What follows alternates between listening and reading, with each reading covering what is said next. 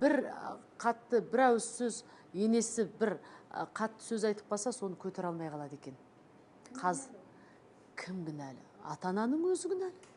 Ата-ана өзінің баласына сондай тәрбие беріп, әй қызым ау, сен барар жерің ертең басқа, сен жат жұрттықсың, ертең барған жеріңде сен ерте тұрып ата-енеңнің жағдайын жасап, күйеуің жағдайын жасамасаң, ертең қайтып ораласың деп, осы күннен бастап қызды солай тәрбиелеу керек. Тек қана қыздарға жаба беруге болмайды. Оны алып отырған жігіттің ата-енесі де солай, ата-анасы да сондай тәрбие беру керек.